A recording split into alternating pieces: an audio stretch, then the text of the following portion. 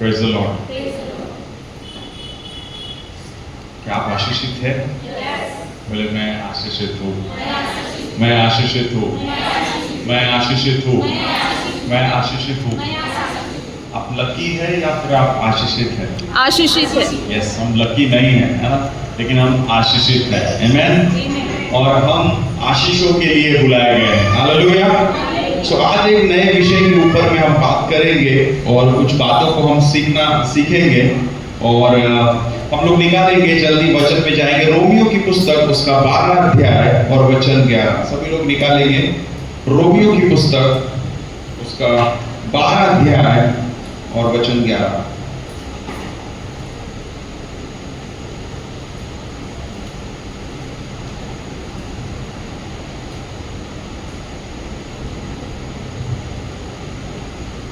अगर किसी को मिल गया है आप पढ़े रोमियो की पुस्तक। प्रयत्न करने में आलसी ना हो,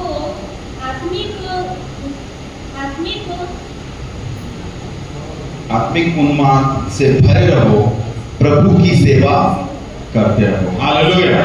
फिर से हम पढ़ेंगे, प्रयत्न करने में आलसी ना हो, आत्मिक उन्माद में भरे रहो, प्रभु की सेवा करते रहो। हालेलुया। सो परमेश्वर का वचन इस भाग से हमें प्रोत्साहित कर रहा है कुछ बातों को लेकर के। सबसे पहली बात कि हमें प्रयत्न करने में आलसी नहीं होना है।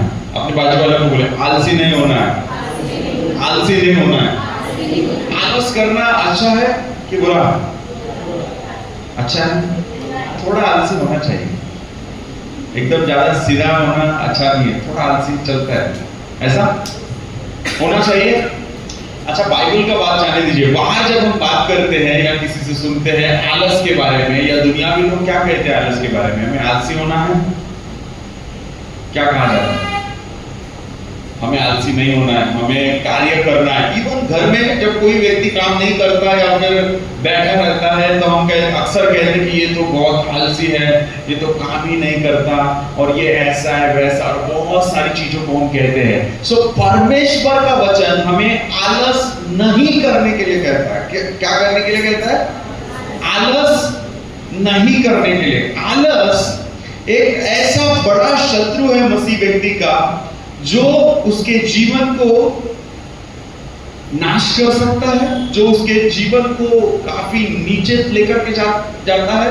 और बाइबल ने आलस को पाप की श्रेणी में डालकर रखा हुआ है। आलस करना किसी भी बात के लिए, लेजीनेस, स्पिरिट ऑफ लेजीनेस, ये क्या है? अगर एक मसीह व्यक्ति के जीवन में ये अगर काम कर रहा है तो उसका जीवन किस प्रकार से ऊपर जाने के बजाय कहां जाएगा? नीचे जा सकता है। आज हम बातों को देखेंगे। एक और वचन पढ़ेंगे, दूसरा थिस्सलुनीकियों। पौलुस इसके विषय में बात कर रहा है। दूसरा थिस्सलुनीकियों 3 अध्याय 10 और 11 वचन। दूसरा थिस्सलुनीकियों 3 अध्याय 10 और 11।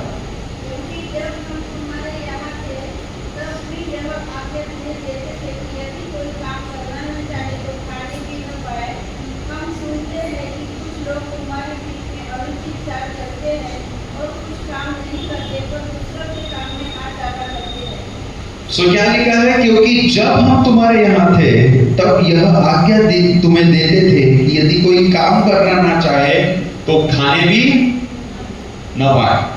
पौलुस सीधे सीधे बात कर रहा है। अगर कोई काम नहीं कर रहा है तो उसको खाने का भी अधिकार नहीं है। बोलो, जो काम नहीं कर रहा है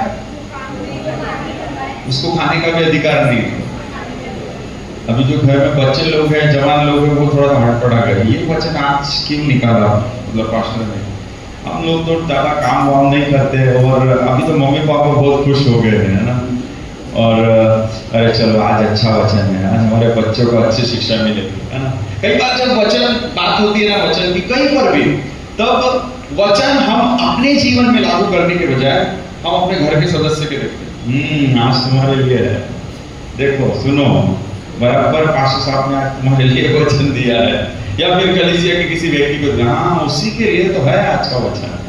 लेकिन हमें हमारा रवैया ऐसे रखना है मानो वचन किसी और के लिए नहीं है, वचन मेरे लिए है। आज का वचन मेरे लिए, बोलो आज का वचन मेरे लिए, आज का वचन मेरे लिए। सो थिस्सलुनीकियों की कलीसिया का जब पौलुस के द्वारा निर्माण हुआ, वहां पर सुसमाचार का प्रचार किया गया और उसके बाद कलीसिया निर्माण हुई। वहां पे स्थानीय अगुओं को उसने वहां पे नियुक्त किया और फिर पौलुस की दूसरी यात्रा में जब थिस्सलुनीकियों वो विजिट कर रहा है, तब दूसरी यात्रा में जब वो वहां पर भेंट दे रहा है, तब उसको कुछ बातें सुनाई देती है कि कलीसिया के कुछ लोग, मंडली के कुछ लोग जो है वो कार्य नहीं कर रहे हैं। और वो कहता है कि जब तुम्हारे यहां पर हम थे, तब तुम्हें यह आज्ञा न देते थे कि यदि कोई काम करना न चाहे तो खाने भी न पाए। हम सुनते हैं कि कुछ लोग तुम्हारे बीच में अनुचित चाल चलते हैं, कुछ काम नहीं करते और दूसरों के काम में हाथ डाला करते हैं। काम नहीं कर रहे कुछ लोग। तो इस बात को लेकर कि वो बहुत वरीड है, बहुत ही चिंतित है कि वो क्यों काम नहीं कर रहे हैं, वो क्यों खाली बैठे हुए हैं। अभी दो सिचुएशन हो सकती है। एक व्यक्ति काम नहीं कर पा रहा है, वो योग्य नहीं है काम करने, तब वो काम नहीं कर पा रहा है, ये अपने आप में अलग बात है। कोई बुजुर्ग व्यक्ति है, कोई अपाहिज व्यक्ति है, या फिर कोई ऐसा व्यक्ति है जो सचमुच काम करने के योग्य नहीं है, चाहे वो कोई भी काम हो, घर का काम हो, बाहर का काम हो, प्रभु का काम हो, कोई भी काम हो, तब वो नहीं कर रहा है, ये एक अलग बात है। लेकिन अगर एक योग्य व्यक्ति है और एक योग्य व्यक्ति जब काम नहीं कर रहा है, तब ये एक सही बात नहीं है। पौलुस इस वचन के द्वारा हमें कहता है। हालेलुया। अभी हमने थोड़ी देर पहले वचन पढ़ा है ना, प्रयत्न करने में आलसी न हो। आलस के विरोध में बाइबल का वचन है। हालेलुया। कुछ बातों में बाइबल सीधे सीधे खंडन करता है। आपको जो है वो आपको बोलेगा, चाहे आपको अच्छा लगे, चाहे आपको बुरा लगे, चाहे आप उसको माने, चाहे आप उसको ना माने, लेकिन जो है उन बातों को बाइबल सीधे सीधे परमेश्वर का वचन बात करता है। सो आज हम लोग देखेंगे ये लेजीनेस स्पिरिट जो है, या ये जो आलस का आत्मा है, ये हम किसको कैसे पहचान सकते हैं, कैसे जान सकते हैं। अगर हम दुनियावी तौर तरीके से देखें तो जो व्यक्ति कुछ नहीं कर रहा है या फिर बैठा हुआ है, अक्सर उसको लोग कहते हैं कि ये आलसी है और कुछ नहीं कर रहा है और कुछ नहीं कर पा रहा है। लेकिन हम बाइबल के भाग से देखेंगे कि सचमुच कौन सी ऐसी बातें हैं जो एक व्यक्ति अपने जीवन में जांच पाएगा या देख पाएगा कि सचमुच उसके जीवन में आलसपन काम कर रहा है या नहीं भी। हालेलुया। तो क्या आप तैयार हैं? बोलो मैं तैयार हूं, मैं तैयार हूं, मैं तैयार हूं। आमीन। सो सबसे पहली बात, नीति वचन उसका 20वां अध्याय और वचन 4। जल्दी जल्दी वचन निकालेंगे और पढ़ना शुरू करेंगे। नीति वचन की पुस्तक उसका 20वां अध्याय और वचन 4।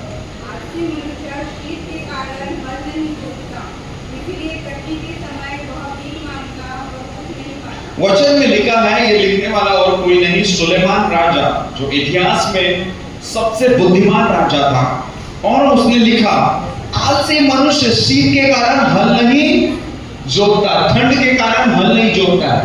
मतलब एक व्यक्ति जब कामों को टालते रहता है, एक व्यक्ति जब कामों को क्या कर रहा है, टाल रहा है, कामों को टालना, बोलो कामों को टालना। जब एक व्यक्ति कामों को टाल रहा है, ये एक इंडिकेशन, ये एक साइन है कि कहीं ना कहीं उस व्यक्ति के जीवन में आलस का आत्मा क्या कर रहा है, काम कर रहा है। वो टाल रहा है बातों को। शीतकाल है, अभी ठंड होगी, है ना, अभी ठंड के बाद क्या आएगा, गर्मी आएगी, अभी गर्मी होगी, धूप लगेगी, फिर उसके बाद में बारिश आएगी, कुछ ना कुछ टालते रहेगा। कहीं ना कहीं उस व्यक्ति के जीवन में आलस का ये चिन्ह है। दूसरी बात, नीति वचन 24 अध्याय और वचन 30 से 34। 24 अध्याय 30 से 34।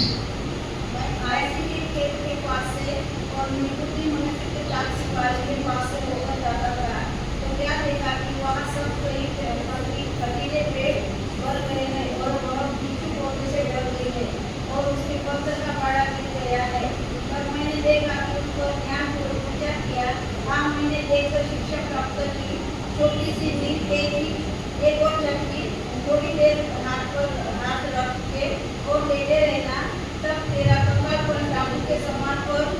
तेरी भट्टी हथियार बनकर मनुष्य के समान आ पड़ेगी। वचन में क्या लिखा है? मैं आलसी के खेत के पास से निर्बुद्धि मनुष्य की दाख की बारी के पास से होकर जाता। किसके खेत के पास से? एक आलसी व्यक्ति के खेत के पास से। और किसके दाख की बारी के पास? एक निर्बुद्धि व्यक्ति के दाख की बारी के पास। तो क्या देखा? वहां सब कटीले पेड़ भर गए। क्या भर गए हैं? अब खेत में अमूमन होना क्या चाहिए? कटीले पेड़ होना चाहिए। क्या होना चाहिए?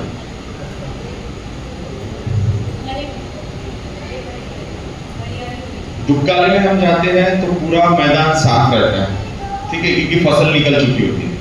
इस समय में हम खेत में जाएंगे तो क्या होगा? फसल खड़ी होगी, फसल दिखेगी, हरी फसल। लेकिन इस व्यक्ति के खेत के पास जब वो गया तब क्या दिखा उसे?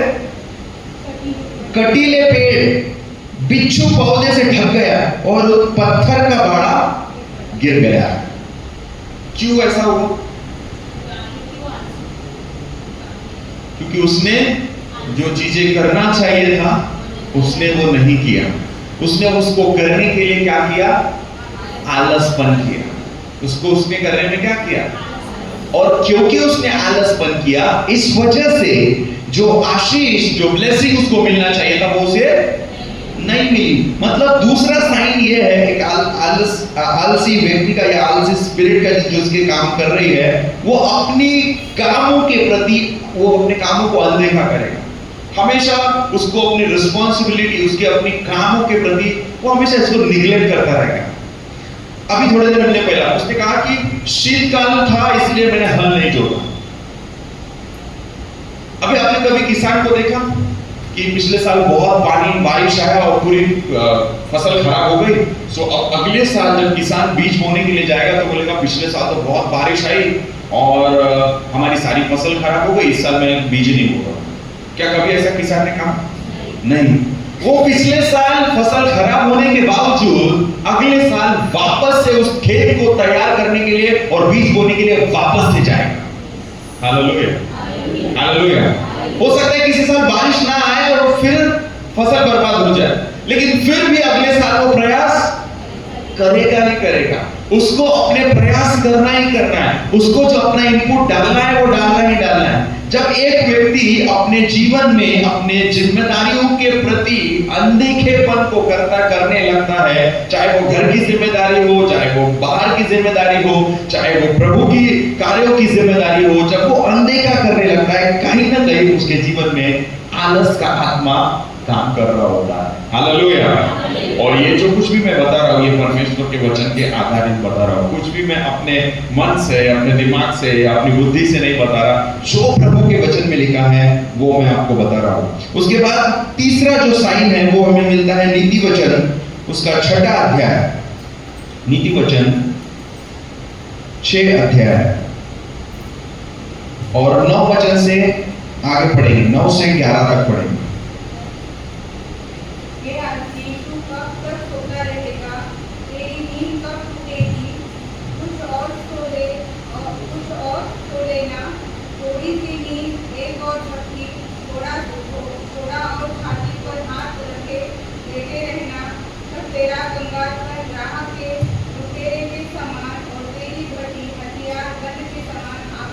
हालेलुया।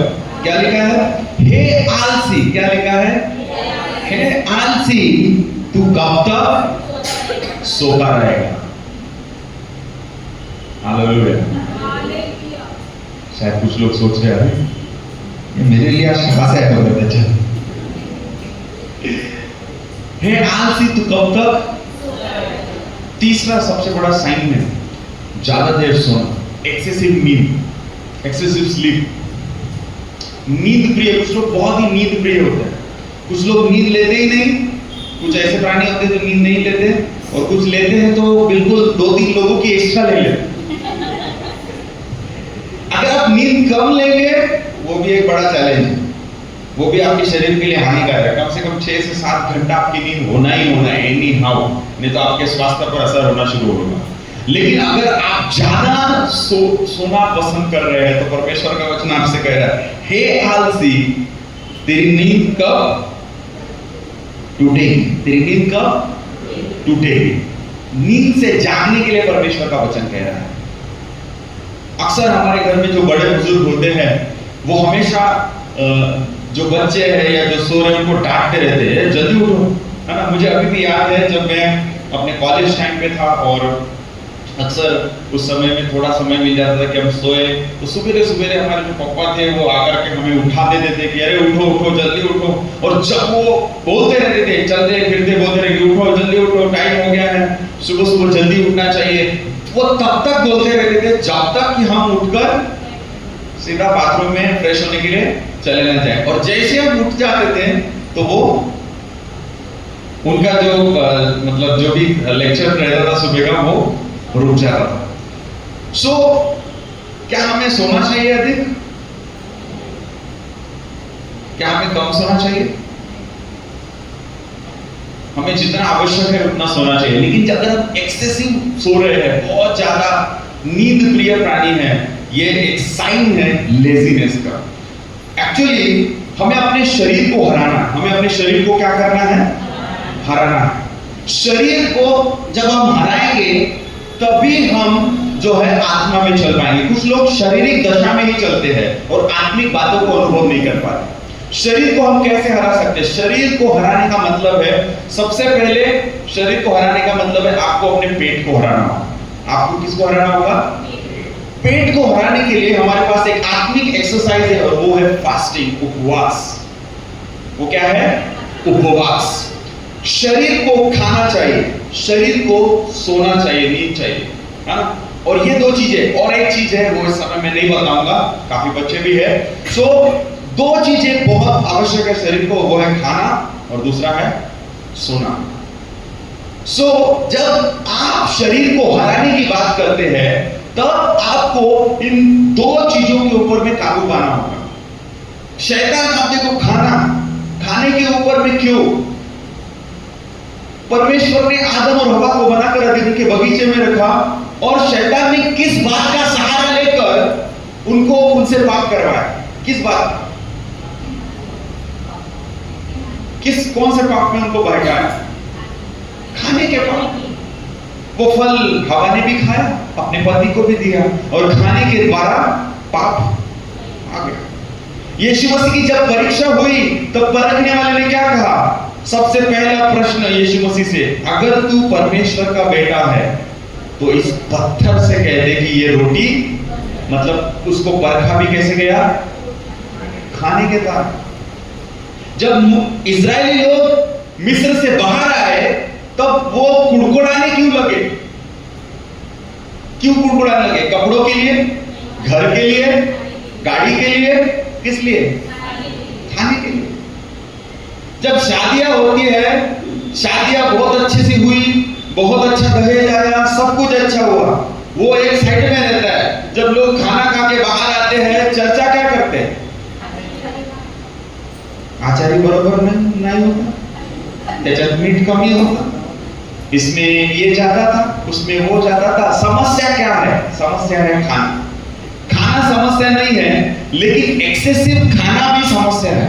सो हम जब अपने शरीर को हराने की बात करते हैं, शरीर को जो चाहिए है हम उसको नहीं देते। उपवास की दशा में हम शरीर को क्या करते हैं? हराते हैं। शरीर को जो चाहिए है वो हम नहीं देते। हम शरीर नहीं है, हम आत्मा है। शरीर एक ढांचा है और शरीर को हराना है। जब आप शरीर को हराएंगे तभी आप शारीरिक अभिलाषाओं को, शरीर की इच्छाओं को अगर नहीं हराएंगे तो शरीर आपको हरा देगा। अगर आप अपने शरीर को एक गुलाम बना करके रखेंगे तो वो एक अच्छा गुलाम है, लेकिन अगर वो स्वामी बन गया तो वो बहुत ही बेकार स्वामी है। वो आपसे वो सब करवाएगा जो आप परमेश्वर के वचन के विरोध में है। वो चीजों की डिमांड करेगा जो सच में परमेश्वर के वचन के विरोध में है। वो बोलेगा वचन पढ़ने का समय, सो जा। प्रार्थना करने का समय है, अभी करना है क्या? फिर से सो जा, आराम कर, उधर जाके लेट। चर्च में जाने का समय है, जाना जरूरी है क्या? थोड़ा सा आज थका मांदा है, थोड़ा आराम कर ले, थोड़ा उधर चले जा, थोड़ा ये कर ले। अगर आप अपने शरीर की बात मानेंगे, शरीर आपको नाश की ओर लेकर के जाएगा। लेकिन जब आप आत्मा की बातों को मानेंगे, आप आत्मा के द्वारा शरीर को हराएंगे, उस समय आप विजयी बनते चले जाएंगे। हालेलुया। अब हम अपने विषय पे वापस आते हैं, आलसपन में। सबसे पहले जो है एक चिन्ह के रूप में यह है कि व्यक्ति ज्यादा सो रहा है, इसका मतलब यह है कि कहीं ना कहीं उसके जीवन में क्या हो रहा है, आलसपन काम कर रहा है। और ये परमेश्वर का वचन बोल रहा है, मैं नहीं बोल रहा हूं। और जितने लोग ज्यादा सोते हैं, मुझे गुरु गुरु के आप मत देखिए, मैं बिल्कुल नहीं बोल रहा हूं। इसमें लिखा है, हे आलसी तेरी नींद कब टूटेगी। अब जब प्रभु बोल रहे हैं, तब मैं वही वचन को आपके सामने रख रहा हूं, मुझे आप मत देखिए। और आगे में बढ़ते हैं, तीसरा चीज, नीति वचन उसका 22 अध्याय और 13 वचन। नीति वचन 22 अध्याय और वचन 13।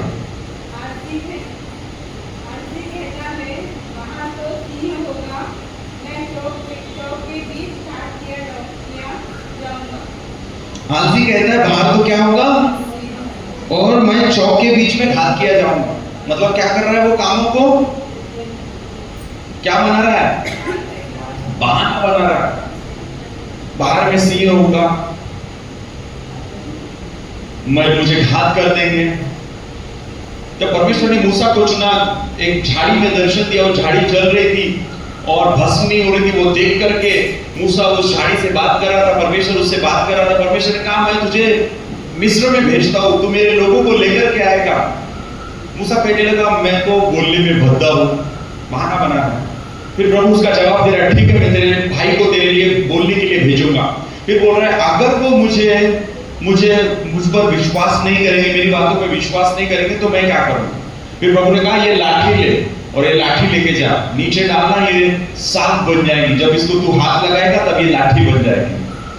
फिर भी अगर वो नहीं माने, तो मतलब कहीं ना कहीं वो बहाना बना रहा है। बहाने बनाना, बोलो बहाने बनाना। ये क्या है, एक साइन है लेजीनेस का, आलस का। हालेलुया। पहल नहीं करना, इनिशिएट नहीं करना, हमेशा डरते रहना, नहीं, मैं इतनी रिस्क नहीं ले सकता, मैं इनिशिएट नहीं ले सकता, मैं पहल नहीं कर सकता। कितने लोगों ने वो योजना वाला फॉर्म भरा है, अभी जो सरकार ने निकाली है, बहुत चर्चा में, कितने लोगों ने भरा है फॉर्म, सबने भरा। कितने लोगों को पैसे आए, आ गए,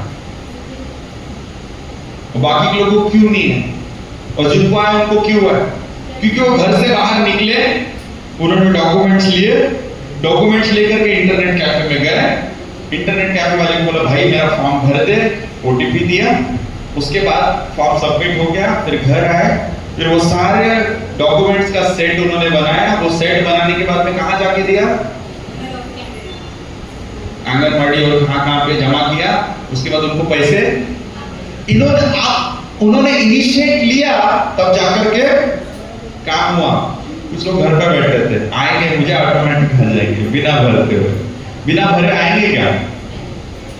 मैंने आपको रिमाइंडर भी किया था ग्रुप में, जो लोग हैं भर दो, सब लोग है ना। कुछ लोगों ने भरा, उनको आए, कुछ लोगों ने लेट भरा, उनको आएंगे, कुछ लोगों ने भरा ही नहीं, उनको नहीं आए।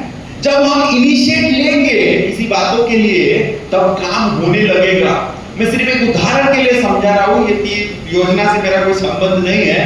मैं आपको बताना चाह रहा हूं कि जब एक व्यक्ति इनिशिएट लेता है, एक व्यक्ति पहल करता है, एक व्यक्ति पहल करने के लिए चूकता है, कल करूंगा। हमेशा हमारा क्या होता है, अभी टाइम है ना, कल कर लेंगे, आखिरी दिन में भरेंगे, अभी बहुत टाइम है, बाद में भरेंगे। परीक्षा के समय भी हम बच्चे क्या करते हैं, अच्छा परीक्षा से याद आया, 15 सितंबर को बाइबल क्विज है। कितनी पुस्तकें हैं, 3। कौन सी, पहला, देखो पुस्तक के तक नाम नहीं पता है,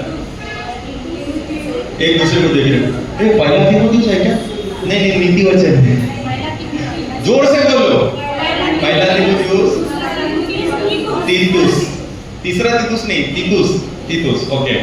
तो ये 3 पुस्तकें हैं। कितने लोगों के कितने अध्याय हैं तीनों मिला के, 6 अध्याय, 10 अध्याय, 3 अध्याय, 13 अध्याय। 13 अध्याय किसके पढ़ के हो गए, 3 लोगों के, 4 लोगों के। बाकी के कब पढ़ेंगे बताओ आपको, 14 तारीख को शाम, वो टाइम बाकी है, 15 सितंबर को है ना। मैं बहुत होशियार हूं, पढ़ेंगे आराम से। हम बच्चों को बता रहे हैं भाई पहले से पढ़ो, परीक्षा है, पहले से पढ़ो, परीक्षा आ रही है, हर दिन पढ़ो, हर दिन का काम हर समय करो। और हम कब पढ़ रहे हैं? आखिरी दिन, आखिरी मोमेंट पे हम कामों को टालते रहते, हम कामों को आगे ढकेलते रहते, बाद में देखूंगा। हमारे देश में ऐसे ऐसे संत हुए जिन्होंने कहा, क्या कितना सुंदर उन्होंने कहा संत कबीर ने, कि कल करे सो आज कर और आज करे सो अब। लेकिन हमने उनके स्टेटमेंट को बदल दिया। हम कहते हैं कि आज करे सो कल कर, कल करे सो परसों। जब जीना है परसों, कल करेंगे, देखेंगे। हम लोग बहुत इच्छा रख रहे, बाइबल पढ़ूंगा, आत्मिक प्रगति होना चाहिए, परमेश्वर में मैं आगे बढ़ूंगा। कब करूंगा? करूंगा। आएगा वो दिन कभी भी नहीं आएगा। हमें स्टेप लेना होगा, हमें पहल करनी होगी। आज शैतान हमारे परिवारों को, हमारे व्यक्तिगत जीवन को नाश करने पर तुला हुआ है। वो बिल्कुल पहल कर रहा है, वो बिना आलस के काम कर रहा है, वो 24/7 काम कर रहा है। हम वेट कर रहे हैं कब हम जागेंगे। हमें जागना होगा, हमें स्वाभाविक नींद से भी जागना होगा, हम जो आत्मिक रीति से सो गए हैं उससे भी हमें जागना होगा। और हमें पहल करनी होगी, हमें इनिशिएट लेना होगा हमारे परिवार के लिए। कोई दूसरा इनिशिएट नहीं लेने वाला, कोई दूसरा पहल करने नहीं वाला, हमें पहल करनी होगी, हमें आगे जाना होगा। हालेलुया। हम लोग अभी 2-3 दिनों से चित्राताई के लिए, उनके परिवार के लिए प्रार्थना कर रहे थे। उनका परिवार काफी इस समय में तकलीफों को झेल रहा है। उन्होंने पहल करी, वो गए, वो आगे बढ़ रहे, सामना कर रहे। आपको और मुझे पहल करनी होगी। हम समस्याओं को देख के भाग नहीं सकते, हमें पहल करना होगा, हमें इनिशिएट करना होगा। हालेलुया। तो कौन सी चीजों को मैंने बताया? 5 साइंस। कामों को टालना, अपने कामों को अनदेखा करना, उसके बाद ज्यादा सोना, बहाने बनाना, और फिर आखिरी पहल न करना। हालेलुया। अब आलस के द्वारा क्या परिणाम हमारे जीवनों पे हो सकते हैं, उन बातों को भी हम लोग देखेंगे। क्या आप सुनने के लिए तैयार हैं? परिणाम। तो सबसे पहला परिणाम नीति वचन 10 उसका 4 पढ़ेंगे। नीति वचन की पुस्तक 10 अध्याय 4 वचन। जो काम की ढिलाई करता है वह निर्धन हो जाता है, परंतु कामकाजी लोग अपने हाथों के द्वारा धनी होते हैं। जो काम में ढिलाई करता है वो क्या हो जाता है? निर्धन हो जाता है। जो काम में ढिलाई कर रहा है वो निर्धन। लेकिन कामकाजी लोग अपने हाथों के कामों से धनी होते। परमेश्वर के वचन में लिखा है, यहोशू उसका 1 अध्याय 8वां वचन, कि व्यवस्था की यह पुस्तक तेरे चित्त से कभी ना उतरने पाए, इसमें रात दिन ध्यान किए रहना, और तब परमेश्वर तेरे हाथों के कार्यों को सफल करेगा, तू प्रभावशाली होगा। परमेश्वर कहता है कि तेरे हाथों के कार्यों को मैं सफल करूंगा। अब हम ये कहेंगे एक जगह बैठकर कि प्रभु मुझे सफलता दे, प्रभु मुझे सफलता दे, प्रभु मुझे सफलता दे। सफलता ऑटोमेटिक आएगी? सफलता ऑटोमेटिक नहीं आएगी। सफलता तब आएगी जब आप एक कदम बढ़ाएंगे, आप जिस काम में हाथ डालेंगे वो काम परमेश्वर सफल करेगा। आपके दाईं 10 लोग वो काम कर रहे होंगे, लेकिन 10 लोग काम करने के बाद उन्हें सफलता नहीं मिलेगी, लेकिन जैसे ही आप काम में हाथ डालेंगे आप अपने द्वारा सफलता को देखने पाएंगे। हालेलुया।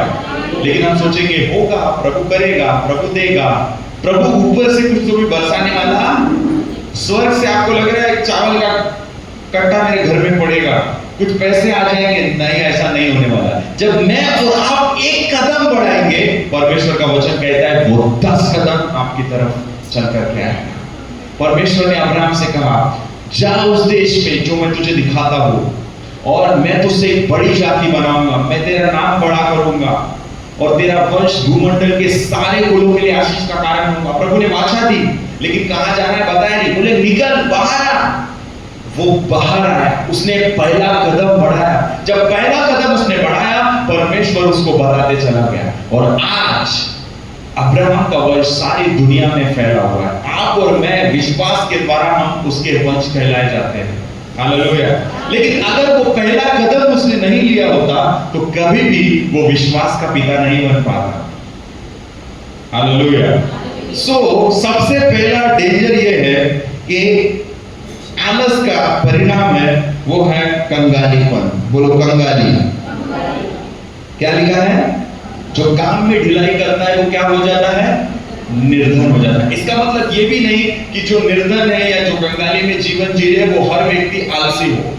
हम बाइबल में अय्यूब के समान लोगों को देखते हैं जो परमेश्वर का भय मानते हैं, लेकिन परीक्षा स्वरूप उनको उस कंगाली की अवस्था से गुजरना पड़ता है। लेकिन क्योंकि हम परमेश्वर के वचन का इनकार नहीं कर सकते और परमेश्वर के वचन में साफ लिखा है कि जो व्यक्ति आलस करता है वो कंगालीपन को अनुभव करता है, निर्धन हो जाता है। बाइबल के वचन में लिखा है। दूसरी चीज, नीतिवचन 20 अध्याय और 4 वचन। नीतिवचन 20 उसका 4 वचन। आलसी मनुष्य सूख के कारण हल नहीं जोतता, इसलिए कटनी के समय वह बीज नापता और कुछ नहीं पाता। उसकी जरूरतें पूरी नहीं होती क्योंकि उसने बोया ही नहीं है तो काटेगा कहां से? उसकी जरूरतें पूरी नहीं होगी। तीसरा है नीतिवचन 24 अध्याय 30 से 34 तक में हमने इसको पढ़ लिया है। वहां पे लिखा है पूर्ण रीति से बर्बादी और नुकसान। चौथा है अवसर को खो देना।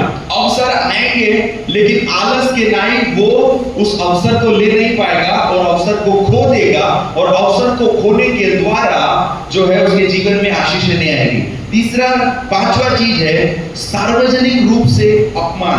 वचन में लिखा है कि जो आलसी व्यक्ति वो बेगारी करते हुए पकड़ा जाता है ना। घर में जो आलसी व्यक्ति है हमेशा कोई ना कोई उसका अपमान करेगा, है ना। हम लोग देखते कई लोग, अरे ये तो बहुत आलसी है, सार्वजनिक तौर से उसके लिए बता ये तो बहुत आलसी है, ये तो बहुत ऐसा है। इसका मतलब ये भी नहीं है कि हर व्यक्ति जिसका अपमान किया जा रहा है वो आलसी हो, लेकिन आलसी व्यक्ति का कई बार उसको अपमान का सामना करना पड़ता है। हालेलुया। अब हम समझ रहे हैं कि आलस किस प्रकार से एक व्यक्ति के जीवन में काम करता है। अब हम इस पे कैसे विजय प्राप्त कर सकते हैं, हम इस पे कैसे विजय प्राप्त कर सकते हैं, इस बातों को हम लोग देखेंगे। सबसे पहले हम पढ़ेंगे नीतिवचन उसका 6 अध्याय और 23 वचन। नीतिवचन 6 अध्याय और 23 वचन। आज्ञा तो छुपल है और शिक्षा ज्योति और सिखाने वाले की काट जीवन का मार्ग। आज्ञा तो दीपक है और शिक्षा ज्योति है। परमेश्वर की बुद्धि, परमेश्वर के ज्ञान की खोज में रहना। हमेशा परमेश्वर की बुद्धि और परमेश्वर के ज्ञान में खोज में रहे ताकि आप जो है अपने जीवन में आलस को हराने पाए। नंबर 2, नीतिवचन उसका 6 अध्याय और उसी अध्याय में 6 वचन को पढ़ेंगे। हाँ, उनके कान पर ध्यान दे और बुद्धिमान हो। आगे। उनके न तो कोई न्यायी होता है, न प्रधान और न प्रभुता करने वाला, तो भी वे अपना आहार भूतकाल में संचय करती है और कटनी के समय अपनी भोजन वस्तु बदलती है। यहाँ पर लिखा हुआ है कि हे आलसी, वापस किसके लिखा है? आलसी के लिए। हे आलसी किसके पास जा? चींटियों के पास जा, उन पर ध्यान दे और बुद्धिमान। तो अभी हमें क्या करना है? चर्च खत्म होने के बाद चींटियों के पास जाना है, ध्यान देना है और बुद्धिमान। क्या ऐसा लिखा है? उसमें क्या लिखा है कि चींटियां, उनका कोई प्रधान नहीं होता, उनका कोई अगुवा नहीं होता, उनका कोई लीडर नहीं होता, उनका कोई कैप्टन नहीं होता, लेकिन फिर भी वो धूप काल में यानी समर में वो संचय करती है। अगर आपने देखा होगा ज्यादातर चिड़िया धूप काल में घर में निकलती है और वो अपने खाने का संचय करती है ताकि वो बाद में उस खाने का इस्तेमाल कर सके। और वो ऐसा करने के लिए सेल्फ मोटिवेटेड होती है, उन्हें कोई बताता नहीं है, उनका कोई लीडर नहीं है, लेकिन उनको पता है कि मुझे करना है। और परमेश्वर का वचन कहता है कि चींटियों के पास जा, उनको देख और बुद्धिमान। इसका मतलब क्या है? हमें कई सारे एग्जाम्पल, कई सारे उदाहरण हमारे सामने रखना है। कई बार जब हम कोई बच्चा अच्छा टॉप करता है या फिर अच्छा पढ़ाई करता है, अच्छा जॉब लगता है, तो अक्सर माता पिता उनको एक उदाहरण देते हैं कि देख बेटा वो फलाने का लड़का या वो शांताबाई की लड़की, देख उसने मेहनत करी, इतना उसने पढ़ाई करी और आज देख वो कहां से कहां पर है और तुझे भी ऐसा करना है। हम एक रोल मॉडल, एक उदाहरण के रूप में उस व्यक्ति को रखते हैं। इसी प्रकार से परमेश्वर चींटियों के उदाहरण को रख रहा है। जाओ चींटियों के पास जाओ, उनको देखो और बुद्धिमान हो जाओ। कई कई बार हमारे सामने हमें एक ऐसे एग्जाम्पल, एक ऐसे नमूने को रखने की आवश्यकता है, और वो नमूना कोई भी हो सकता है। हो सकता है आपके माता पिता हो, आपका भाई हो, आपकी बहन हो, आपके पास्टर हो, आपके अगुए हो, कोई भी व्यक्ति जो मेहनती है, जो परिश्रम कर रहे हैं और जो कुछ हासिल कर रहे हैं, है ना। कई बार उनके उदाहरणों को देखकर हम सीखते हैं, और कई बार गाइडेंस की भी आवश्यकता होती है, कई बार हमें करेक्शन की भी आवश्यकता होती है। इसलिए वचन में लिखा है कि सिखाने वाले की डांट जीवन का मार्ग है। अक्सर जब आप आलसपन में रहेंगे, आपको पता नहीं चलेगा कि आप आलसपन में कार्य कर रहे हैं, लेकिन सामने वाले व्यक्ति को जरूर पता चलेगा कि यस, आप स्लो हो गए, आपको जो करना चाहिए, जो समय में आपको करना चाहिए, वो आप नहीं कर रहे हैं। और ऐसे समय में आपको कई बार डांट का सामना करना पड़ेगा। और जब आपको डांटा जाता है, हम डांट को कैसे लेते, करेक्शन को रिजेक्शन के रूप में। हाँ, मुझे नकार दिया गया, मुझे तो पसंद ही नहीं कर रहे, इसलिए मुझे डांट रहे। लेकिन उस डांट को आप एक संधि के रूप में ले सकते हैं कि ये इसलिए मुझे डांटा जा रहा है, इसलिए मुझे बोला जा रहा है, ताकि मैं इसमें सुधार करने लगा। हम बच्चों से तो यही अपेक्षा करते हैं, हम बच्चों से यही अपेक्षा करते हैं। आप अपने बच्चों को डांटते हैं जब वो गलती करते हैं, जब वो कुछ सही नहीं करते हैं, और आप अपेक्षा करते हैं कि वो उसमें सुधार करें। लेकिन कई बार जब हमें डांट पड़ती है, तब हमें ऐसा लगता है कि पता नहीं कैसा लगता है, आपको पता है, मुझे नहीं पता। तो हमें डांट को स्वीकार करना है। सिखाने वाले की डांट जीवन का मार्ग है। अगर आपके पास ऐसे लोग हैं जो वो चिकनी चिकनी बातें करते हैं, हाँ दीदी आप कैसे हैं, हाँ भैया आप कैसे हैं, बहुत अच्छे, आपकी तो फोटो बहुत अच्छी आई थी, आपकी बिरयानी बहुत अच्छी बनाई, वहाँ पे आप गए थे। आपके पास ऐसे लोग नहीं हैं, भाई आप जो भी है ये आपका गलत है, ये बिल्कुल सही नहीं है, यहाँ पर ये वचन के खिलाफ है, ये परमेश्वर के वचन के विरोध में है, आपको बुरा लगता है, सॉरी, लेकिन ऐसा ही है। अगर आपके पास ऐसे लोग नहीं है तो आप बहुत बड़े नुकसान में हैं। कई बार हम ऐसे मित्रों को चुनते हैं, ऐसी संगति को चुनते हैं जो हमारी तारीफ करे, वाहवाही करे, अच्छा बोले, और जैसे ही कुछ वो ऐसा कुछ बोलने लगते जो हम सुनना नहीं चाहते, तो हमें लगता है नहीं, ये सही व्यक्ति नहीं है, इसके साथ मेरी नहीं जम रही, इसके साथ मेरा नहीं बन रहा। बाइबल बता रही है बुरी संगति अच्छे चरित्र को खराब कर देती है।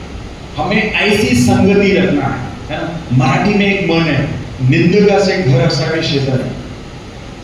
वो निंदक क्या करेगा, करेक्ट करते रहेगा, आपको बोलते रहेगा, सही नहीं है भाई, तू अच्छा लगे बुरा लगे, जो गलत है वो गलत है, जो सही नहीं है वो सही नहीं है। कई बार लोग पास्टर से भी अपेक्षा करते हैं कि पास्टर अच्छा बोलना चाहिए।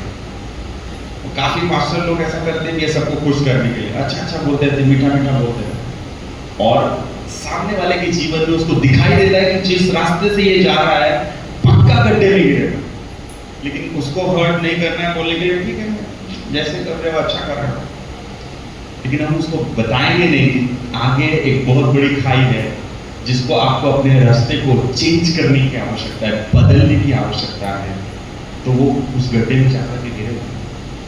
इसीलिए वचन में क्लियर साफ लिखा है, सिखाने वाले की डांट जीवन का मार्ग है। आपको उसे इस प्रकार से लेना है, ये मेरे भलाई के लिए है, ये मेरे बढ़ोतरी के लिए है, ये मेरे उत्थान के लिए, ये मेरे मुझे ऊंचा उठाने के लिए। हालेलुया। हमेशा करेक्शन के लिए ओपन रहे, हमेशा सीखने वाला मन रखें। मुझे सब आता है, मैं सब जानता हूं, ये छोड़ दीजिए। हमेशा सीखने वाला मन रखें, मुझे कुछ नया सीखना है। कोई अगर किसी दिन यहाँ पर किसी को मौका मिला, किसी बच्चे को भी मैंने खड़ा कर दिया जो शायद इतना वचन को नहीं जानता और वो वचन का प्रचार कर रहा हो, आपको उसी अपेक्षा के साथ, उसी एक्सपेक्टेशन के साथ बैठना है, इस व्यक्ति से कुछ ना कुछ तो मैं प्राप्त करूंगा। हालेलुया। अच्छी बातों को लीजिए, जो नहीं पढ़ रहा है उसको छोड़ दीजिए, लेकिन जो बातें आपके भलाई के लिए, जो बातें आपके बढ़ोतरी के लिए, उसको क्या करना है, हमें ले लेना है। Hallelujah, hallelujah, hallelujah. चौथी बात, अपने अंदर परमेश्वर के भय को लेकर के आना।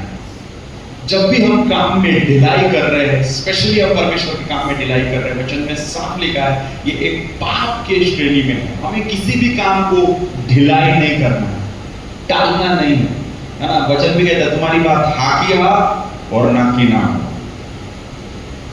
हाँ आऊंगा नहीं आऊंगा, हाँ कर पाऊंगा नहीं कर पाऊंगा, देखता हूं, बताता हूं, सोचता हूं, देखूंगा, है ना। पॉलिटिक्स वाले जैसे बात नहीं करना है। वचन साफ रीति से कह रहा है, तुम्हारी बात हाँ की आओ ना की ना हो। हालेलुया।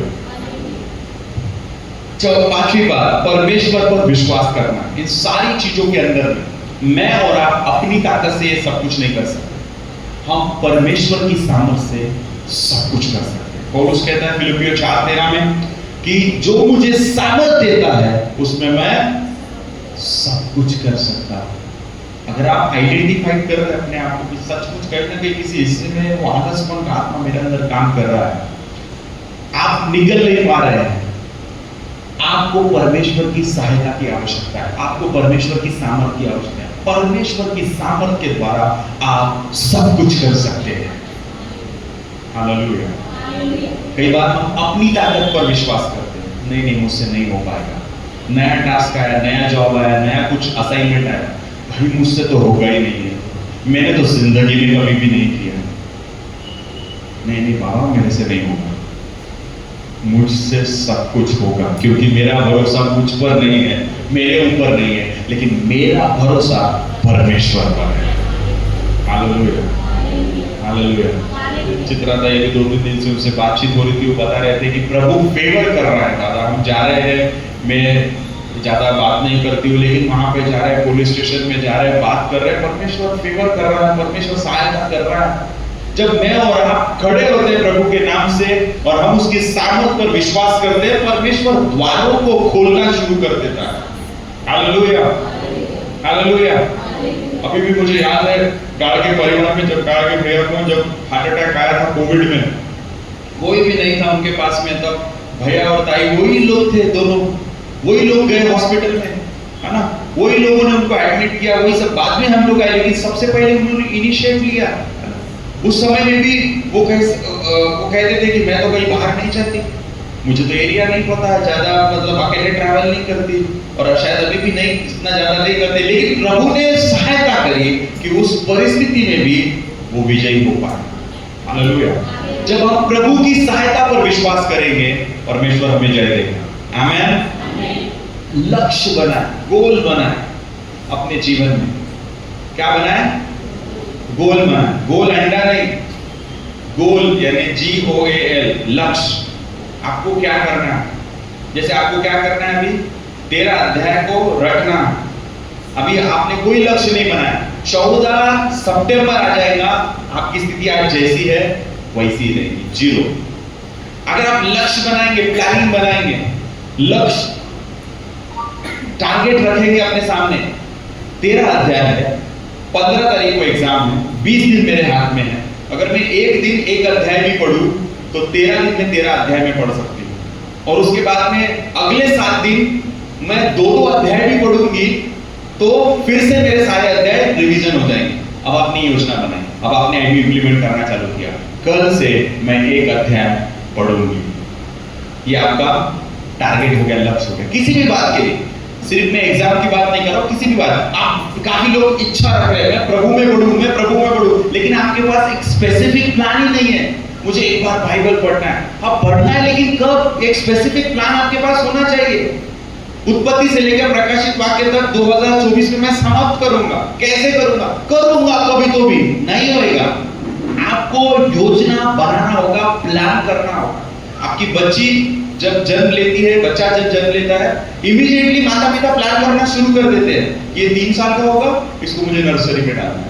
नर्सरी का खर्चा पूछ लेते हैं, कितना आया भैया आपको? कितना है? इतना पैसा मुझे अरेंज करके रखना। और हमें योजना बनाना शुरू करना है। आत्मिक बातों के लिए भी हमें योजना बनाना होगा। हम बीमार पड़ने के बाद प्रार्थना कर रहे, प्रभु चंगाई दे, प्रभु चंगाई दे, प्रभु चंगाई दे। हमें आज ही प्रार्थना करनी होगी, आज ही घोषणा करना होगा कि शैतान मेरे घर में जब बीमारी को लेकर के आए तो उसको पता चले ये घर उस व्यक्ति का घर है जिसने अपने घर के चौखट और अलंगों पर यीशु का लहू लगाया है। मिस्र में विपत्ति थी, मृत्यु का दूत रात को घूम रहा था, मिस्र के सारे पहलौठे मारे गए, राजा फिरौन का भी पहलौठा मारा गया, जानवरों तक के फैले उठे पाए, लेकिन गोशेन एक ऐसा क्षेत्र था जहां पर इजरायली लोग थे, और इजरायली लोगों ने क्या किया था, अपने दरवाजे के चौखट और अलंगों पर मेमने का लहू लगाया था। फसह का पर्व था, मेमना बलिदान किया और लगाया, परमेश्वर के दास के द्वारा बताए गए मार्गों पर उन्होंने कार्य किया। अगर वो सोचते कौन लगाएगा, कौन बलिदान देगा, कौन काटेगा, कौन उधर में सब करेगा, प्रभु है बचाएगा।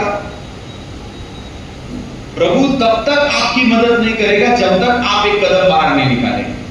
आप बोलेंगे कि सब प्रभु करेगा, नहीं, आप कदम बढ़ाइए, परमेश्वर आपके साथ खड़ा होगा। आप कदम रखिए, परमेश्वर आपके बाजू में खड़ा है। क्यों परमेश्वर ने शद्रक मेशक और अबेदनगो को आग के भट्टे में जाने दिया? क्योंकि परमेश्वर भी देख रहा था, अगर ये कदम बढ़ाएंगे, अगर ये डरेंगे नहीं, झुकेंगे नहीं, तो मैं इनके साथ में हूं। और ये डर गए, झुके, कॉम्प्रोमाइज कर लिया तो ठीक है, फिर करते रहो जिंदगी भर कॉम्प्रोमाइज। वो आग के भट्टे में डाले गए और परमेश्वर का स्वरूप सदृश व्यक्ति वहां पर, स्वयं परमेश्वर वहां पर उपस्थित हो गया। हालेलुया। हमें कदम को बढ़ाना है, हमें योजना बनाना है, हमें लक्ष्य बनाना है, और अपने लक्ष्य को छोटे छोटे हिस्सों में डिवाइड करें। जैसे मुझे, आप हर कोई चाहता है कि हम अपने नगर में बेदारी को देखें, जागृति को देखें, रिवाइवल को देखें, लोग धाराओं के समान आए, परमेश्वर पे विश्वास करें, मेरे नगर में लोग बचाए जाए। कैसा होगा? आप प्रार्थना कर रहे हो, बहुत अच्छी बात है। क्या आपके पास कोई योजना है, सटीक योजना? नहीं। जब तक आप जाएंगे नहीं और उस व्यक्ति को सुसमाचार सुनाएंगे नहीं, कैसे वो व्यक्ति यीशु मसीह पर विश्वास करेगा? हमारा काम है जाना और विश्वास के बीज को उसके जीवन में बोना। जब आप उस विश्वास के बीज को बोएंगे, परमेश्वर आपके जीवन में काम करेगा। हालेलुया। हमें योजना बनाना है, हमें प्लानिंग बनाना है। आपको अपने जीवन के लिए, अपने आत्मिक जीवन के लिए, अपने पारिवारिक जीवन के लिए आपको योजना बनाना है। मुझे इस साल भर में क्या करना है, मुझे अगले साल के लिए क्या योजना बनाना है, मैं अपने परिवार को नेक्स्ट ईयर में कहां पर देखना चाहता हूं, फाइनेंशियली, फिजिकली, आत्मिक रीति से। अगर आप योजना नहीं बनाएंगे तो आप कभी भी आगे नहीं बढ़ पाएंगे, क्योंकि आप जब योजना बनाएंगे, उन छोटे छोटे टारगेट को, उन छोटे छोटे गोल को आप पूरा करने में लग जाएंगे। अब 13 अध्याय कौन पढ़ेगा भैया? 13 अध्याय नहीं, बाइबल खोलता हूं, 2 वचन पढ़ता हूं तो मुझे नींद आती है। 13 अध्याय तो नहीं पढ़ सकता, लेकिन आपने उसको विभाजित कर दिया, दिन का 1 अध्याय तो पढ़ सकता हूं। हाँ, वो भी ज्यादा है, आधा सुबह पढ़ूंगा, आधा शाम को पढ़ूंगा, ये आसान है। और आपने कल किया, आप शाम को सेलिब्रेट कर, चलो 1 अध्याय तो पूरा हो गया, अगले दिन फिर उठकर दूसरा अध्याय तो पूरा हो गया, सुबह और शाम, तीसरे दिन तीसरा अध्याय तो पूरा हो गया। अब आप क्या करेंगे? धीरे धीरे धीरे आपका कॉन्फिडेंस बाहर आएगा और आप उस आलस की आत्मा से क्या होंगे? बाहर आएंगे। देखिए, मसीह जीवन आलसी जीवन नहीं है। मसीह जीवन एक अनुशासन का जीवन है, एक डिसिप्लिन लाइफ है। हम जिसको हम अपना अगुआ मानते हैं, जिसको हमारा गुरु मानते हैं, वो यीशु मसीह, वो खुद भी जब तक वो 30 साल का नहीं हो, उसकी सेवकाई नहीं चालू, तब तक वो पिताजी के साथ, उसके पिताजी यूसुफ कारपेंटर थे, बढ़ई थे, और वो बढ़ई अपने पिता के साथ काम कर रहा था। तभी तो नासरत में जब वो आया, लोगों ने कहा ये तो वही बढ़ई का बेटा है जो अपने पिता के साथ काम करता था, बढ़ई का। वो काम कर रहा था, और जब उसकी सेवकाई शुरू हुई तब भी वो काम कर रहा था। और जब उसकी सेवकाई का खत्म हुआ, जब उसकी सेवकाई खत्म हुई, तब वो पिता के पास चला गया। हमें काम करते रहना होगा। बोलो, मुझे काम करते रहना है, मुझे काम करते रहना है।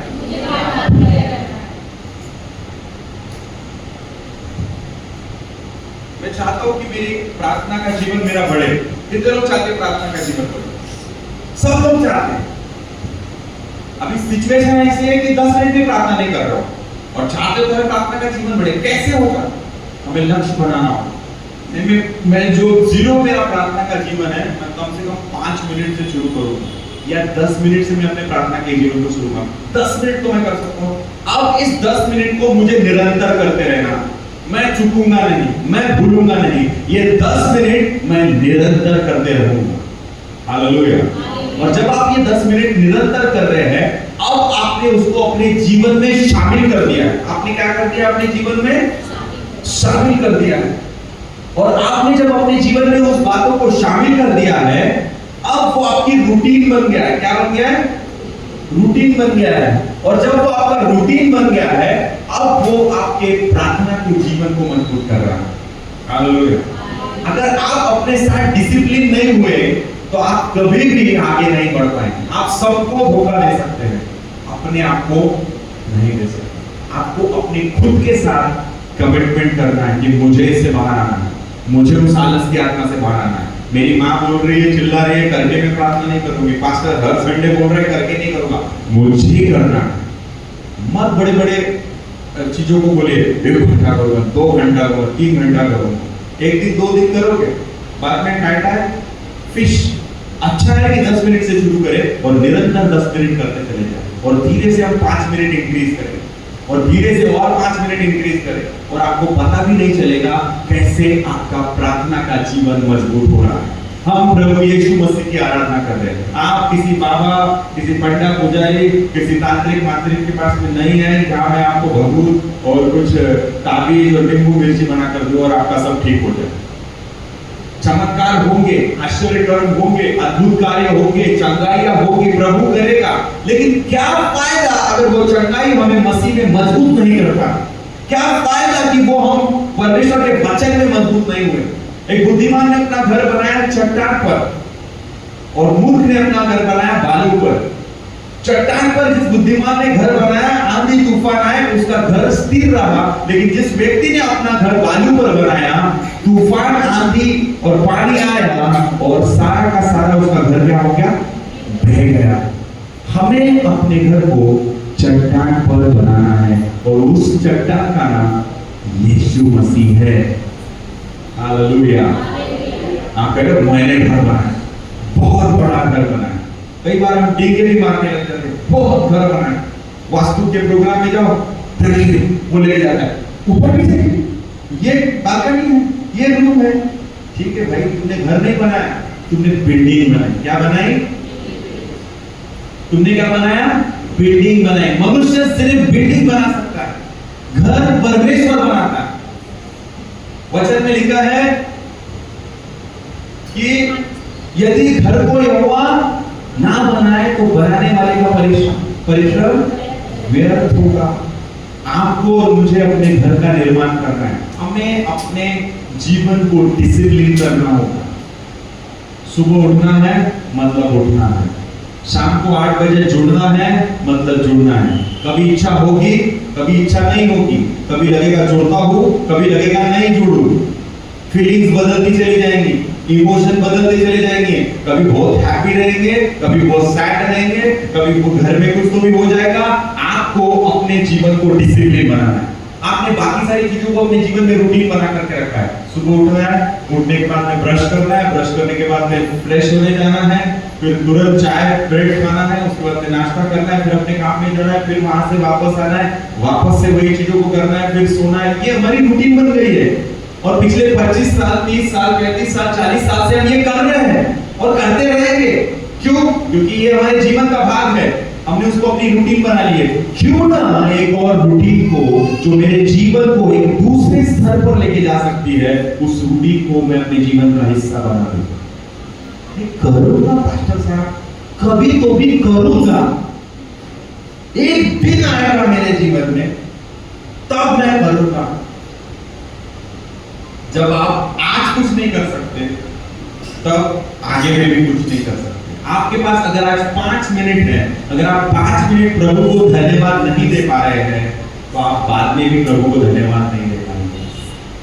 हम प्रभु में आने से पहले कितना कुछ करते थे। नंगे पांव घूम रहे हैं, तरह तरह के उपवास कर रहे हैं, बहुत सारी चीजों को कर रहे हैं। खर्चा लगता था, एक गया, दूसरा गया, तीसरा खर्चा, चंदा, ये वो, इसको खाना खिलाओ, उसको खाना खिलाओ, वहां जाओ, यहाँ जाओ। प्रभु में आने के बाद हमें समझ हमें छुटकारा मिल गया, हमें आजादी मिल गई। अब मुझे कुछ भी करने की आवश्यकता नहीं है। अब मैं बस सोऊंगा, खाऊंगा और फिर सोऊंगा। नहीं है, हमें अपने लाइफ को डिसिप्लिन करना है। बोलो, मुझे अपने लाइफ को अनुशासन में लाना, आलस को छोड़ना है, आलस को छोड़ना है ना। जितने जवान भाई बहन हैं, अनमैरिड है, पढ़ाई कर रहे हैं, मैं आपको अर्ज करना चाहूंगा, ये वो गोल्डन समय आपके जीवन में जहां आप अपने लाइफ को बना सकते हैं, जहां आप अपने लाइफ को डिस्ट्रॉय कर सकते हैं। अगर इस समय आपने अपने जीवन को, आलस को त्याग कर परमेश्वर के राज्य में आप बढ़े, अपने कार्यों में, अपने स्टडीज में, जो कुछ भी आप कर रहे हैं उसमें अपने आप को आप झोंक दे, आप देखेंगे आपका जीवन कहां से कहां पहुंच चला जाएगा। हालेलुया। आज मैं जब देखता हूँ बच्चों को सारे संसाधन है, सारी चीजें, फिर भी वो आगे नहीं बढ़ पाते। 12th के बाद में मैं अपने जीवन को बताना चाहूंगा। 12th के बाद में मेरे माता पिता ने बोल दिया, अभी तुमको नहीं पढ़ा सकते क्योंकि तुम्हारे पास 2 और है, तुम्हें पूरा पढ़ा देंगे तो उनके साथ में पार्शियलिटी हो जाएगा। तो हम लोग ग्रेजुएशन के समय में जॉब करते थे। सुबह कॉलेज अटेंड करने के बाद, सारे लेक्चर अटेंड करने के बाद वहां से सीधे जॉब पे निकल जाते थे और जॉब करके शाम को घर वापस आ करके वापस से होमवर्क करके अगले दिन फिर रूटीन। ये सब कुछ करते हुए प्रभु का काम भी कर रहे थे। नहीं भाई, मैं बहुत बिजी हूँ, मैं व्यस्त हूँ, ये है वो नहीं, इसके साथ में परमेश्वर का काम भी कर रहे थे। आज जवान लोगों के पास में कितना टाइम है, कितना समय, रिस्पांसिबिलिटी नहीं है। जो विवाहित लोग हैं वो बंधे हुए हैं, उनके पास ड्यूटी है, उनको घर संभालना है, उनको चीजें करना है। आपके पास समय है, आपने उस समय का इस्तेमाल करना है। अब ये भी नहीं है कि मैरिड लोग खुश हो जाए कि मास्टर साहब आपने बोल दिया बस काफी है। नहीं नहीं नहीं नहीं, आपको भी निकालना है, आपको भी देना है जो आप कर सकते, अपने आप को आलस से बाहर निकालना है। कामों को टालते नहीं रहना है। आज करूंगा और अब भी करूंगा, कल करता हूं, परसों देखेंगे, देखूंगा, सोचूंगा, ये सारे वर्ड्स अपने डिक्शनरी से निकाल कर बाहर देखना है। मसीह जीवन अनुशासन का जीवन है। जब लोग आपके जीवनों को देखेंगे किसका जीवन डिसिप्लिन लाइफ है, तब लोग आपके बारे में पूछना चाहेंगे, तब लोग आपके बारे में जानना चाहेंगे। आज लोग किसके बारे में जानना चाहते? जो सफल है, जो आगे बढ़ रहा है, जो उन्नति कर रहा है, जिसके जीवन में परमेश्वर कुछ तो भी कार्य होते हुए देख रहा है। जो एकदम पीछे है रेस में, उसको कोई पूछने के लिए खाली। जब आप बाहर में जाकर के इंपैक्ट करेंगे, जब आप बाहरी दुनिया में जाकर के प्रभाव डालेंगे, लोग देखेंगे आपके रवैये में और दूसरे लोगों के रवैये में, लोग देखेंगे आपका जीवन और दूसरों का जीवन, तब आपको पूछेंगे, तब आपके बारे में जानना शुरू करेंगे और उन्हें पता लगेगा कि ये तो यीशु मसीह के पीछे चलने वाला व्यक्ति है। और फिर वो लोग यीशु के पीछे चलना शुरू करेंगे। Hallelujah, hallelujah. पहली शुरुआत हमें अपने अंदर से करना होगा, उस आलस की आत्मा को बाहर निकालना, हर क्षेत्रों से, हर बातों में हमें बाहर निकालना। और हमें अब ये वचन जाकर के घर में एक दूसरे से निकालना, ये तेरे लिए था वचन, तू है आरती 1 नंबर का, सोते रहता, देख पास्टर साहब को बराबर पता चल गया, बिल्कुल भी किसी को पॉइंट आउट ना करे। आज का वचन मेरे लिए था। पहला बदलाव क्या आएगा? पहले हम क्या करते, जाके सब घर में बदलने की कोशिश करते, सारी दुनिया हम बदल रहे हैं, खुद को। हालेलुया। जिंदगी भर यही भूल करता रहा। धूल आईने में थी, धूल चेहरे पे थी और आईना साफ करना। धूल को पोंछना है, आईना साफ नहीं करना है। किसको पोंछना है? धूल को। परमेश्वर का वचन आपको धोता है। हालेलुया। अगर आज परमेश्वर का वचन आपको झंझोड़ रहा है, आपको अंदर में जाके लग रहा है, तो डेफिनेटली आपके भलाई के लिए, या आपके उत्थान के लिए, या आपको बढ़ाने के लिए। हमारे अर्ली डेज में हमारे माता पिता, हमारे अगुए सब समझाते, ये आपका गोल्डन टाइम है, ये आपका बहुत अच्छा समय है, इस समय आपको इस्तेमाल करना है। वो समझने का वादा कर सकते हो, समय निकल जाने के बाद। उड़ाऊ पुत्र तब तक नहीं समझा जब समय निकल नहीं गया, जब सब कुछ खत्म हो गया तो बोला बाप का घर ही अच्छा था, खाने को तो मिलता था, यहाँ पे तुम्हें सूरों की बलि को देख के मन भर रहा हो, वहां पे नौकर भी अच्छा खाते, चलो बाप के पास वापस जाओ। अब उसको समझ में आया, कहीं देर ना हो जाए, कहीं समय ना निकल जाए, हमें समय रहते जागना है। बाइबल बोलती है सोने वाले जाग, मुर्दों में से जी उठ। हमें जागना है परमेश्वर के लिए, आत्मिक रीति से, शारीरिक रीति से। हमें आत्मा में बढ़ना है, हमें अपने शरीर को हराना है, और इसके लिए एक छोटा स्टेप हमें लेना है। अगर आज हम वो करते रहे जो अब पहले से करते आ रहे हैं, वैसा ही जीवन जीते रहे, तो आगे भी रिजल्ट नहीं मिलेगा। लेकिन आज हम कुछ अपने जीवन में लागू कर लेंगे, डिसिप्लिन लागू कर लेंगे, उसका इम्पैक्ट आपको आने वाले समय में दिखेगा। हालेलुया। आप वजन कम करना चाह रहे हैं, मेरा वजन कम होना चाहिए, वजन कम होना चाहिए, बस बात ही कर रहे हैं, कुछ नहीं हो रहा। खाते जा रहे और बोल रहे वजन कम करना है, वजन कम करना है, नहीं होगा। एक छोटा सा निर्णय आपको लेना होगा। मैं राइस बंद कर दूंगा, मैं आलू बंद कर दूंगा, मैं एक्सरसाइज करूंगा, सुबह उठूंगा, शाम को इवनिंग में वॉक करूंगा। तुरंत कुछ नहीं होगा, लेकिन एक समय के बाद आपको उसका रिजल्ट मिलेगा। वैसे ही जब हम आत्मिक जीवन में कुछ एक्सरसाइज को ऐड कर देंगे, हमारा जो आत्मिक स्तर है, आत्मिक जीवन है, एक लेवल के बाद वो शेप लेने लगेगा, वो दिखने लगेगा। कई बार आप सोचते हैं लोग मुझे रिकॉग्नाइज नहीं कर रहे, लोग मुझे पहचान नहीं रहे। आपके जीवन को देखकर लोग पहचानेंगे, यस इसके जीवन में। आप जब मुंह खोलेंगे, आपके शब्दों के द्वारा लोग पहचानेंगे, लोग प्रभावित होंगे। हालेलुया। लेकिन ये कब होगा? उसकी शुरुआत कैसे होगी? उसकी शुरुआत एक छोटे स्टेप से होगी। हमें आलस को छोड़ना है, हमें कामों को त्यागना, नींद को त्यागना है, हमें टलाने वाली आदत को डालना है, हमें बहाने देने वाली आदत को डालना है, हमें अपनी गलती को स्वीकार करना है। नहीं कर पाया, ये मेरी गलती है, अभी मुझे इसमें स्वीकार करना है, मुझे इसमें सुधार करना है, मैं जाकर के ये निर्णय लेने वाला, मैं जाकर के करने वाला। हालेलुया। क्या आप आशीषित हुए? क्या आपको लगा कि आज का वचन तो शायद मेरे लिए नहीं था, आज का वचन अच्छा नहीं था? आज का वचन अच्छा है, परमेश्वर का हर वचन अच्छा है। आमेन। कभी-कभी वचन प्रोत्साहित करता है, कभी-कभी वचन काटता है, छांटता है और हमें तैयार करता है ताकि हम प्रभु के कामों के लिए तैयार हो। मेरे प्रियो, अगर आप सचमुच चाहते हैं कि प्रभु आपका इस्तेमाल करे, तब आपको उस आलसपन की आत्मा को छोड़कर बाहर निकलना है, परमेश्वर के लिए उपलब्ध रहना है, और आप देखेंगे प्रभु आपका इस्तेमाल करने लगेगा। आइए प्रार्थना करें। सर्वशक्तिमान अनुग्रहकारी परमेश्वर पिता, खुदावंद बाप, आज के वचन ने हम सबको, इवन मुझको भी प्रभु जांचा है, परखा है। खुदावंद, अगर हमारे जीवनों के अंदर में ऐसी बातें पाई जाती हैं, आज ही उन बातों को अपने जीवन से त्याग दे प्रभु, उस आलसपन की आत्मा को इसी समय हम अपने जीवन से बाहर करते खुदावंद। वो सारे डिस्ट्रैक्शन को हम यीशु के नाम से कैंसिल करते हैं प्रभु। जो सारा सोशल मीडिया हमारा समय चुरा रहा है, सारा मोबाइल हमारा समय चुरा रहा है, टेलीविजन हमारा समय चुरा रहा है, ऐसी संगति जो प्रभु व्यर्थ की बातें कहते हैं वो हमारा समय चुराता है, यीशु मसीह के नाम से सारे डिस्ट्रैक्शन को हमारे जीवनों से अलग करते हैं प्रभु। और प्रभु आपकी महिमा को हमारे जीवन में उड़ेलते हैं खुदावंद बाप। उन्हें दे खुदावंद, तत्पर और तैयार रहे और आपके कार्य के लिए हमेशा उपलब्ध रहने पाए। आपकी महिमा हमारे जीवन से होती रहे, यीशु प्रभु के नाम से प्रार्थना मांगते हैं, आमीन आमीन। आइए हम प्रभु की सिखाई हुई प्रार्थना करेंगे। हे हमारे पिता, तो आप स्वर्ग में हैं, आपका नाम पवित्र माना जाए, आपका राज्य आवे, आपकी इच्छा जो स्वर्ग में पूरी होती से पृथ्वी पर भी हो। आज दिन भर की रोटी आज हमें दीजिए, इस प्रकार में अपराधों को क्षमा किया, हमारे अपराधों को क्षमा कर, हमें परीक्षाओं में न ला, परंतु बुराई से बचा। राज, पराक्रम, महिमा सदा आपकी है, आमीन आमीन। परमेश्वर पिता का प्रेम, प्रभु यीशु का अनुग्रह, पवित्र आत्मा की अद्भुत संगति हमें से प्रत्येक के साथ प्रभु यीशु के दूसरे आगमन तक होती रहे।